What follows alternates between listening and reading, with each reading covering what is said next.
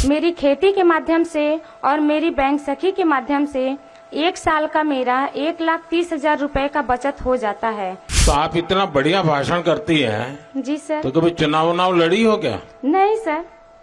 तो लड़ोगी? क्या सोचा है, बच्चों को क्या पढ़ाओगी? हमारी आर्थिक स्थिति अच्छी रही तो हम उनको बहुत अच्छे से अच्छे कॉलेज में डालना चाहते हैं और उनकी पढ़ाई पूरी करवाना चाहते हैं। सन 2005 में मैं पेड़ पर से गिर गया था, जिसके कारण मेरे बाएं पैर के कुल्ले की हड्डी टूट गई थी।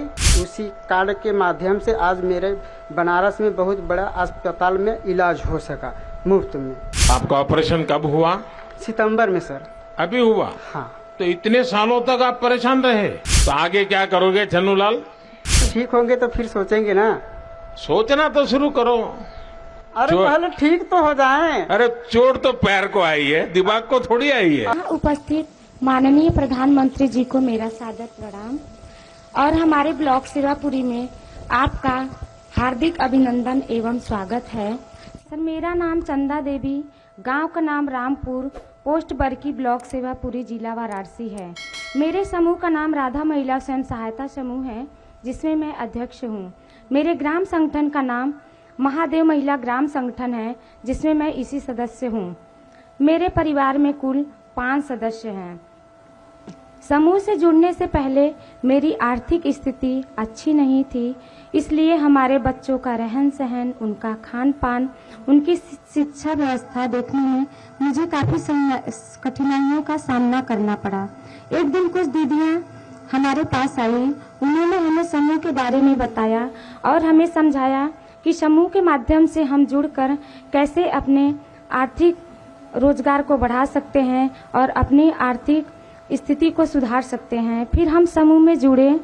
इस प्रकार जब हमारे समूह में 15,000 रुपए आरएफ की राशि आई तो उसे हमने लेकर खेती की शुरुआत की। सब्जी की खेती से मुझे 30,000 रुपए का इनकम हुआ, जिससे कि मैंने 15,000 रुपए अपना ऋण चुकाया और 15,000 रुपए की मुझे बचत हुई। फिर इसके बाद हमारे समूह में जब सीआईएफ की राशि आई 1,10,000 रुपए, वहां से हमने 1 लाख रुपए उठाया और रेहनी खेत के तौर पे ले लिया। फिर उसमें मैंने धान की खेती की। फिर उस धान की खेती से मुझे सीधे 35,000 रुपए का लाभ हुआ।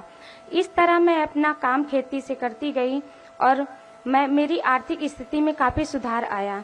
फिर एक दिन हमारी मुलाकात हमारी मंजू दीदी, जो हमारे ब्लॉक की बीएमएम है, उनसे हुई। उन्होंने हमें बैंक सखी के कार्य के बारे में बताया। फिर उन्होंने हमें बैंक सखी का कार्य अच्छी तरह से समझाया और बैंक सखी के रूप में मेरा चयन भी किया। फिर मैं यूनियन बैंक ऑफ इंडिया बरकी में बैंक सखी के रूप में कार्य करने लगी। फिर यहाँ से मेरी आर्थिक स्थिति में और सुधार निर्भर बनने के साथ साथ मेरी एक अपनी अलग पहचान बनी बैंक सखी के रूप में। फिर मेरी खेती के माध्यम से और मेरी बैंक सखी के माध्यम से 1 साल का मेरा 1,30,000 रुपए का बचत हो जाता है। तो इस तरह से मैं आत्मनिर्भर बनने के साथ साथ मेरी अपनी एक अलग पहचान बनाई। इसका पूरा श्रेय मैं माननीय प्रधानमंत्री जी को देना चाहती हूँ कि उनके माध्यम से हमें आत्मनिर्भर बनने का जो सौभाग्य प्राप्त हुआ, उसके लिए हम उनको कोटि कोटि धन्यवाद देना चाहते हैं। और मैं उनसे आगे ऐसे ही अनुरोध करना चाहूंगी कि वो महिला सशक्तिकरण के लिए और भी कई सारी योजनाएं लेकर आएं, जिनसे कि हमारे क्षेत्र की महिलाएं इनसे जुड़कर लाभान्वित होकर आत्मनिर्भर बनने का प्रयास करें। धन्यवाद। जय हिंद, जय भारत। चंदा देवी जी, आपकी पढ़ाई क्या हुई है? Sir, inter pass. तो आप इतना बढ़िया भाषण करती हैं। जी सर। तो कभी चुनाव लड़ी हो क्या? नहीं सर। तो लड़ोगी? नहीं सर, ये सर आपसे हम इंस्पायर होते हैं सर। आप जो प्रयास करते हैं सर, हम उनसे अपना कदम मिलाकर चलते हैं। इस वजह से जो हम आज हासिल कर पाए हैं सर, ये हमारा सौभाग्य है कि हम आपके सामने उपस्थित हैं सर और आपके सामने 2 बातें बोल रहे हैं सर। ये हमारे लिए बहुत बड़ी गर्व की बात है। अरे सब महिलाएं तालियां बजाएगी। अच्छा चंदा देवी जी, बच्चे क्या पढ़ते हैं? सर, अभी मेरी बिटिया कक्षा 7वीं में है सर और हमारा बेटा अभी कक्षा 3 में है सर। क्या सोचा है, बच्चों को क्या पढ़ाओगे? सर, अगर हमारी आर्थिक स्थिति अच्छी रही तो हम उनको बहुत अच्छे से अच्छे कॉलेज में डालना चाहते हैं और उनकी पढ़ाई पूरी करवाना चाहते हैं।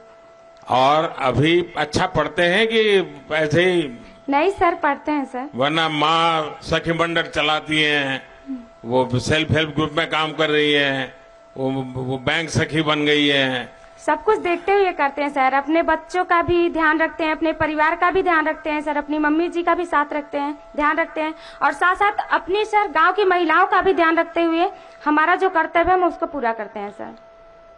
अच्छा, आप लखपति दीदी बन गई। जी सर।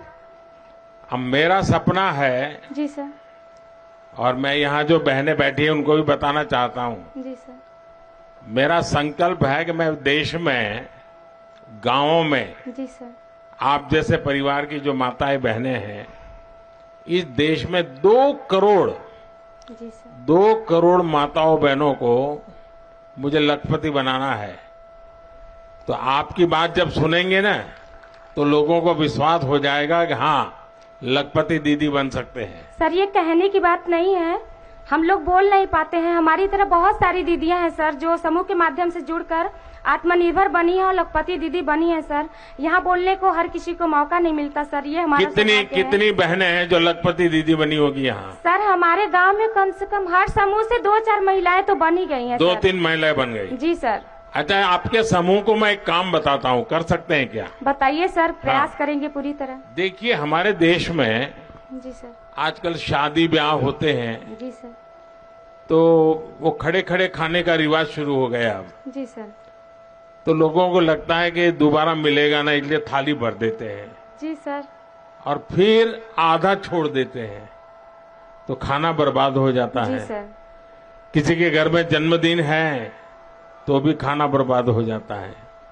अगर आपके सेल्फ हेल्प ग्रुप की बहनें, जी सर, उनको परोसना कैसे, उसकी ट्रेनिंग हो जाए, जी सर, उनके अच्छे कपड़े हो जाएं, फिर वो हाथ में मोजे वोजे पहन करके, दस्तक पहन करके परोसने के लिए जाएं ऐसे लोगों में, जी सर, तो खाना तो बचेगा ही बचेगा। जी सर, जो लोग आते हैं उनको भी अच्छी सर्विस मिल जाएगी, जी सर, आपकी बहनों को कमाई हो जाएगी। जी सर। और जब भोजन समारोह में जाते हैं तो घर जाते समय वो भी कहेंगे नहीं नहीं भाई, आप भी बच्चों के लिए थोड़ा ले जाइए, जी सर, तो घर में न्यूट्रिशन का प्रॉब्लम भी सॉल्व हो जाएगा। जी सर। तो मैं समझता हूँ ये एक ऐसा काम है कि जो लोग खाना खराब करते हैं, जी सर, फेंक देते हैं, अगर परोसने की व्यवस्था नियम से बन जाए तो बहुत कुछ बच सकता है। तो ऐसा काम कर सकते हैं आपकी बहनें?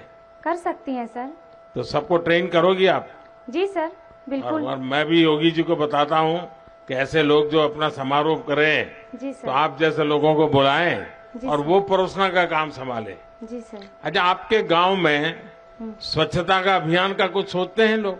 जी सर, करते हैं सर, जगह जगह लगाए गए हैं, कूड़ा उसमें फेंकते हैं सर, फिर वहाँ से गाड़ी आती है, ग्राम पंचायत के जगह बनी है एक ठो, वहाँ पे ले जाते हैं सर। नहीं, लेकिन उसमें तो कोई खाद बनाना, खेत में उपयोग करना, ऐसा कुछ हो रहा है क्या?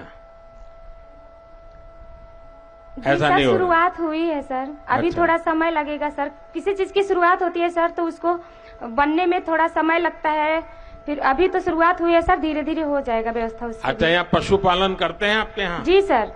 तो मालूम है ये अमूल वाला डेयरी वाला दूध लेता है अभी, वो पैसे ज्यादा देता है, पता है?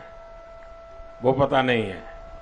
चलिए चंदा देवी, आपने बहुत अच्छा बता दिया, बहुत बहुत बधाई आपको। नमस्कार सर, मेरा नाम छन्नूलाल है, मेरे पिताजी का नाम प्रेमनाथ है, ग्राम बिहाड़ा, पोस्ट ठट्टा, जिला वाराणसी, थाना मिर्जामला, ब्लॉक शिवापुरी का मूल निवासी हूँ।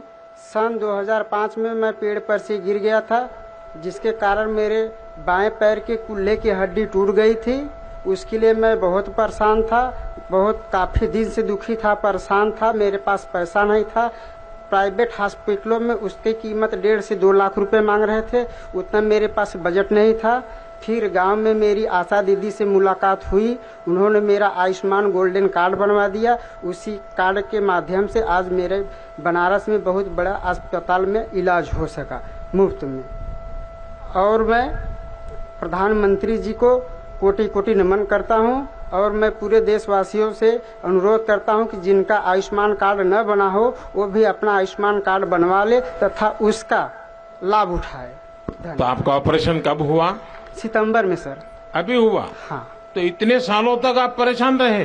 हाँ सर, सन 2005 में मेरी बचपना थी ना सर, बाली उम्र तो थी। फिर चलना फिरना हो सकता था? हाँ, चलना फिरना चलते फिरते थे, लेकिन बैठ नहीं पाते थे, पालथी मार के मुकरू मार के ऐसे चलता था। अभी ठीक हो गया? अभी नहीं, अभी तो पूरा दवा चल रहा है ना, अभी तो 3 ही महीना हुआ, 3 महीना 10 रोज। हाँ, और आपको विश्वास है कि ठीक हो जाएगा? हाँ, तो अभी तो मेडिसिन चल रहा है ना सर। तो डॉक्टर ने जो बताया एक्सरसाइज करने के लिए अभी एक्सरसाइज के लिए नहीं बोले हैं डॉक्टर। नहीं बोले हैं? बोले कि अभी 2 महीने तक दवाई खाओ, अभी सर्दी में पेन होगा, दर्द होगा। हाँ। 2 महीने तक दवाई खाओ, इसके बाद एक्सरसाइज बताएंगे। तो आपको कोई खर्चा हुआ क्या?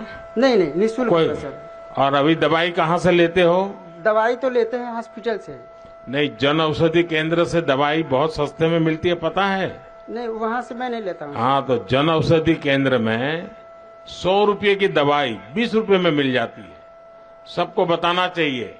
तो गरीब का, परिवार का अगर 100 रुपये की दवा लानी है तो 80 रुपया बच जाता है।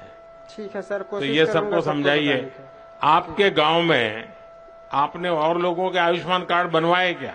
हाँ सर, बनवाया हूँ, 10-15 लोगों को बनवाया हूँ, और लोगों को बनवाने के लिए मैं बोल रहा हूँ कि जल्द से जल्द अपना बनवा ले, ताकि उसका लाभ जरूरत पड़े पे उठा ले।